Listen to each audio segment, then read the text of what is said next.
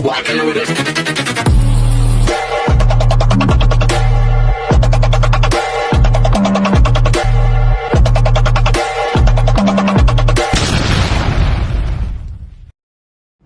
Hi everyone! Good evening! I'm back! It's your Mama Sam dito sa Sam TV.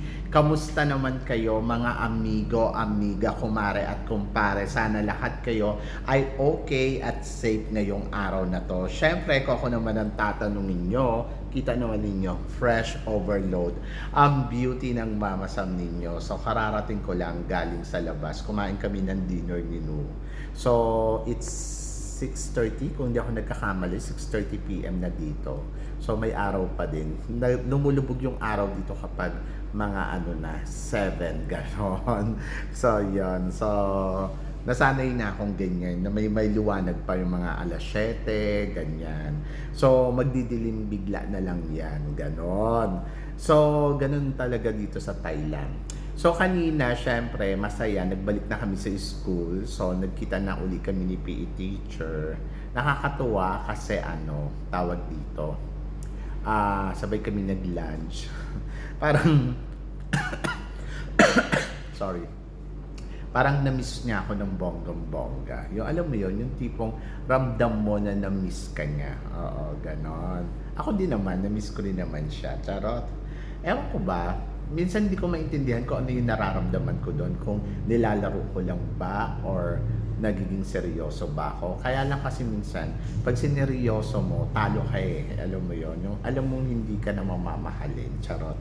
Yung parang mahal ka siguro, kaibigan, pero yung sabihin mo relationship, malabo yun. Hanggang ganun lang yon. Para kaming may special something, gano'n, na wala naman. Alam mo yon. Basta, yung mga tinginan, yung okay kami, nag-uusap kami, pero, may sweetness, ganon. Basta may something special. Ay, may ganon, nakakaloka. Anyway, so sana lahat kayo ay nakapag-dinner na ng bonggang-bongga. Kami ni Nu, kumain kami dun sa Eat MI. So, yon. So, napakasarap. Kumain kami ng steak, diba? At kumain kami ng pasta. Yung pasta na may seafood. Ganon. Sarap. Masarap siya, guys. Favorite ko siya. So, yon. So, tinatanong kasi sa akin yung about sa winning crown ng Pilipinas. Kasi nangyari to noong 2013 na nakapag-uwi tayo ng corona mula sa international pageant. Nanalo tayo ng Miss International, si Bea Rose Santiago, tapos nanalo tayo ng Miss World, di ba, ang bongga nun, na si Megang Yang. Tapos nanalo tayo ng supranational, si Mucha Datul, talagang 3 crown. And then nag-third runner-up tayo sa Miss Universe. So yon.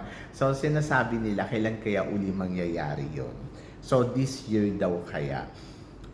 Actually, minsan pag iniisip ko, gaano ba kalakas yung mga kandidata natin ngayong 2024? To be honest ako kung ako tatanungin ninyo, isa sa mga nakikita ko, magagaling yung mga pambato natin ngayon kasi mga Oriental Beauty.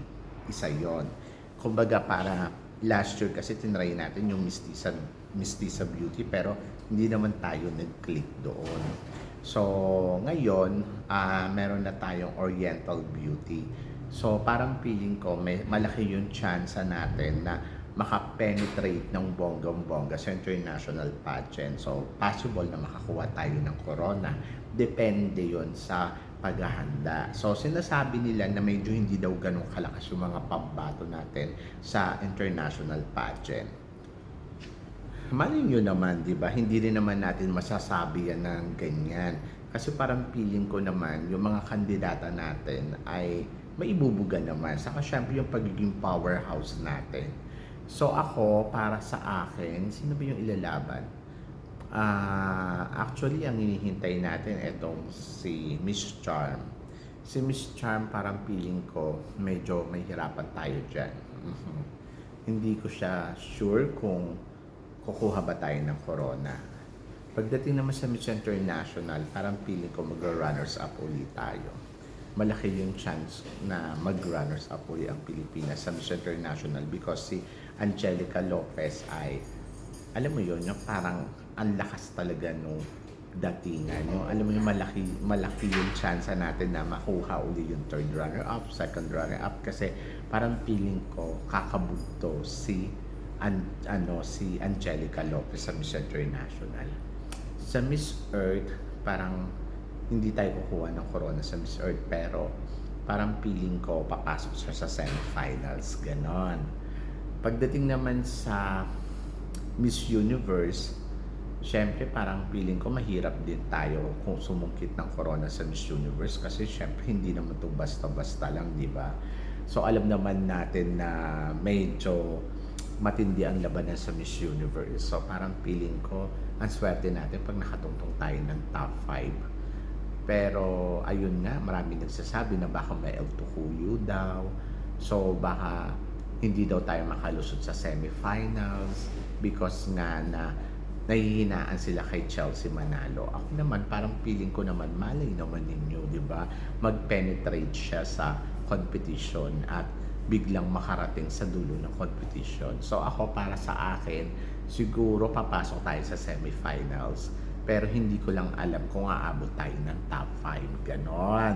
Kasi in fairness naman, kung maghahanda, parang feeling ko, yes, kaya niyang makipagpukpukan sa Miss Universe. Pero depende. Depende sa laro ni Chelsea Manalo. Kaya nga sabi ko sana nga maghanda.